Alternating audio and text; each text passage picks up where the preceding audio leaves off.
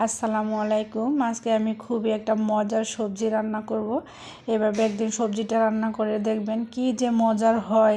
বাংলাদেশি হোটেলে কিন্তু এভাবে সবজিটা রান্না করে ওইটা এভাবে আমি যেভাবে রান্না করি এভাবে রান্না করে দেখবেন যে হোটেলের চেয়ে অনেক বেশি মজা হয়েছে, বেশি মজা হয়।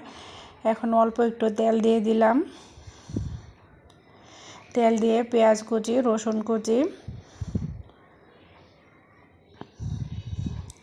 দিয়ে দিলাম, আর দিয়ে দিব হচ্ছে ছোলার ডালটা। এটা আমার খুবই ভালো ডালটা, এটা আমি সারা রাত ভিজিয়ে রাখছিলাম। সকালে রান্না করতেছি, আর আলাদা কোনো সিদ্ধ করার প্রয়োজন হয় না, একটু কষাইলে সিদ্ধ হয়ে যায় সুন্দর।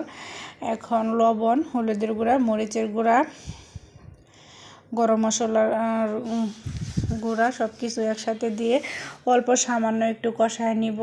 ছোলার ডালটা তো একটু শক্ত হয়।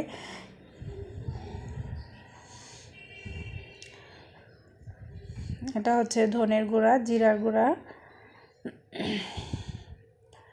গরম মশলার গুঁড়া অল্প অল্প পরিমাণে দিয়ে আজকে আমি একটু বেশি পরিমাণ সবজি রান্না করব। আমার এই মিক্স সবজিটা আমি একটু বেশি করে রান্না করে রেখে দেই, কারণ খেতেও খুব ভালো লাগে।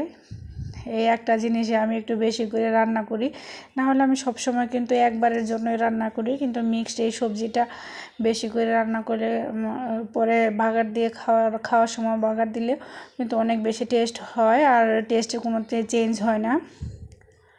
এখন এই ছোলার ডালটুকু আমার কষানো হয়ে গেছে। এখন দিয়ে দিলাম অল্প একটু মসুর ডাল,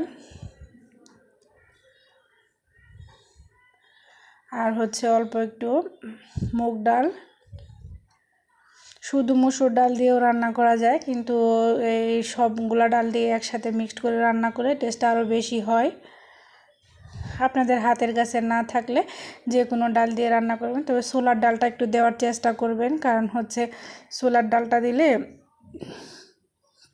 একটু হোটেলের মতো আর কি ফিলটা আসে, কারণ হোটেলের মাঝে ওরা ছোলার ডালটা দিয়ে রান্না করে। এখন সবজিগুলো দিয়ে দিলাম। আপনাদের হাতের কাছে যে সবজিগুলো আছে ওই সবজিগুলো দিয়ে কিন্তু রান্না করতে পারেন।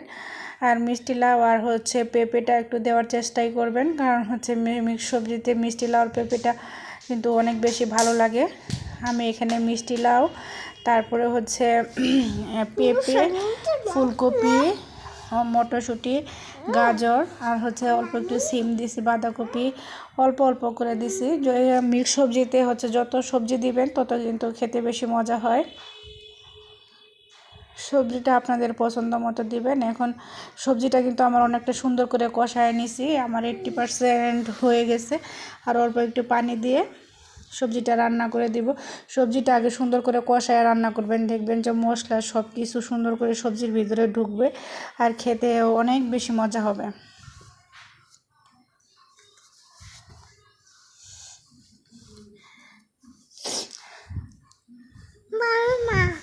আপনাদেরকে অসংখ্য ধন্যবাদ যারা আমার চ্যানেলটা কষ্ট করে সাবস্ক্রাইব করছেন আর কষ্ট করে আমার ভিডিওটা দেখেন আপনারা।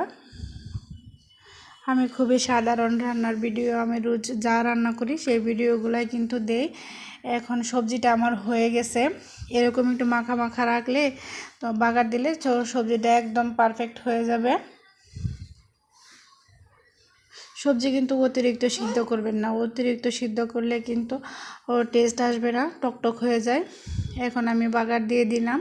আপনারা চাইলে প্রথমে এখানে বাগারের পরিবর্তে একটু ঘি মিক্সড করেও নিয়ে নিতে পারেন, তাহলেও কিন্তু ভালো লাগে। আমি অল্প একটু বাগার দিলাম, কারণ আমার হাজব্যান্ড একা খাবে, এই জন্য। সবাই ভালো থাকবেন, আমাদের জন্য দোয়া করবেন। আল্লাহ হাফেজ।